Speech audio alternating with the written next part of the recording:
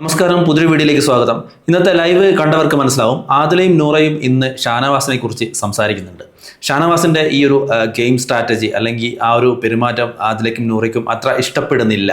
കാരണം ഷാനവാസ് പലപ്പോഴും ഗെയിമിനെ ഗെയിമായിട്ട് കാണാതെ അത് തികച്ചും പേഴ്സണലായിട്ട് എടുത്ത് അത് പെരുമാറുന്നുണ്ട് ആ ഹൗസിൽ എന്നാണ് രണ്ടുപേരും സംസാരിച്ചിരിക്കുന്നത്.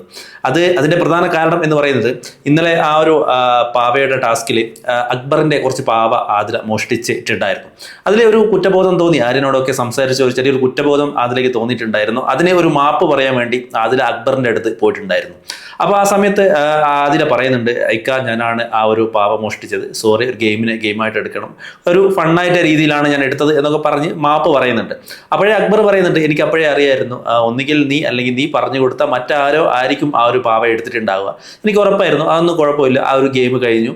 ഞാനും ഒരുപാട് കഷ്ടപ്പെട്ടിട്ടാണ് ആ ഗെയിം കളിച്ചത്, ഒരുപാട് സ്ട്രഗിൾ ചെയ്തിട്ടുണ്ട്. അതിനിടയിൽ അനുമോളുടെ ഓരോ കുത്തുവാക്കുകൾ ഇതൊക്കെ കേൾക്കേണ്ടി വന്നിട്ടുണ്ട്. പക്ഷേ എനിക്ക് ആ പോയിന്റിൽ 0, അതായത് 0 പോയിന്റാണ് ലഭിച്ചത്.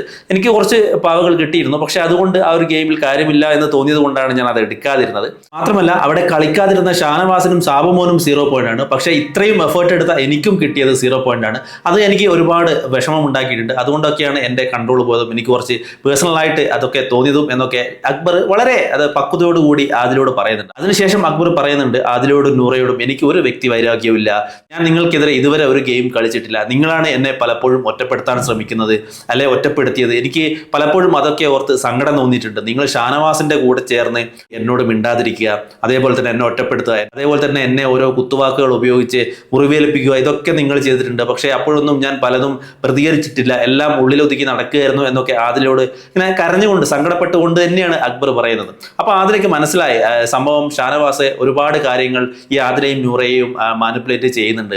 കാരണം ആദിലയും നൂറയും ഒരുപാട് ഒറ്റപ്പെട്ട് ജീവിച്ച് വളർന്നു വന്ന ആളാണ്. അതേപോലത്തെ അവസ്ഥ പലതവണ ആ ഒരു ഹൗസിൽ അക്ബറിന് ഉണ്ടായിട്ടുണ്ട്. കാരണം ഗ്രൂപ്പിസം കളിച്ചു എന്നൊക്കെ പറഞ്ഞ് ഷാനവാസ് ഈ ആദിലയും നൂറയെയും കൂട്ടുപിടിച്ച് പലപ്പോഴും അക്ബറിനെ ഇങ്ങനെ മാറ്റി നിർത്തിയിട്ടുണ്ട്.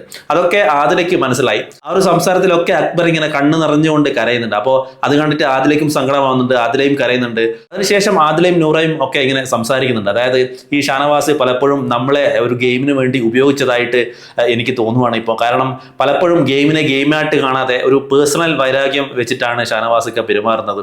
മാത്രമല്ല ഓരോ സമയത്തും ഓരോ സ്വഭാവമാണ് ഷാനവാസിൻ്റെത്. അതായത് അക്ബറിനെതിരെ ഷാനവാസൊക്കെ നമ്മളെ ഉപയോഗിക്കായിരുന്നു എന്നൊക്കെ നൂറയോട് പറയുന്നുണ്ട്. അത് മാത്രമല്ല നൂറയോട് പറയുന്നുണ്ട്, ഒറ്റപ്പെട്ട ജീവിതം എന്താണ്, അല്ലെങ്കിൽ ഒറ്റപ്പെടൽ എന്താണ്, അതിൻ്റെ വേദന എന്താണ്, നമ്മൾ ഒരുപാട് അനുഭവിച്ചിട്ടാണ് ഈ ഒരു പ്ലാറ്റ്ഫോമിൽ എത്തിയിരിക്കുന്നത്. അപ്പോൾ ഇവിടെ നമ്മൾ മറ്റുള്ളവരോടും അങ്ങനെ കാണിക്കാൻ പാടില്ല, നമ്മൾ കാണിച്ചത് തെറ്റായി പോയി എന്നൊക്കെ നൂറയോടൊക്കെ സംസാരിക്കുന്നുണ്ട്. അതേപോലെ തന്നെ പലപ്പോഴും ഷാനവാസ് എന്തെങ്കിലും ഒരു ഇഷ്യൂ ഉണ്ടാകുമ്പോൾ പഴയ കാര്യങ്ങളൊക്കെ എടുത്തിട്ട് നമ്മളെ ബ്ലാക്ക് മെയിൽ ചെയ്യുന്നതും ഒക്കെ ആദില അവിടെ ചൂണ്ടിക്കാണിക്കുന്നുണ്ട്. എന്തായാലും ഇപ്പോൾ ആദിലയും നൂറയും ഷാനവാസിന്റെ ഈ ഒരു വൈരാഗ്യ ബുദ്ധിക്ക്, മറ്റുള്ളവരോടുള്ള വൈരാഗ്യ ബുദ്ധിക്ക് നമ്മളെ ഉപയോഗിക്കാൻ ഇനി നമ്മൾ നിന്ന് കൊടുക്കാൻ പാടില്ല എന്നൊക്കെയാണ് ആദിലയും നൂറയും സംസാരിച്ചിരിക്കുന്നത്. എന്തായാലും ഈ ഒരു വിഷയത്തെക്കുറിച്ചുള്ള, അതായത് ആദില, നൂറ, ഷാനവാസ് ഈ ഒരു ഗെയിമിനെ പറ്റി, അതായത് ഷാനവാസിന്റെ ഈ ഒരു ഗെയിമിനെ പറ്റിയുള്ള നിങ്ങളുടെ അഭിപ്രായം എന്തായാലും ഒന്ന് കമന്റ് ചെയ്യാം.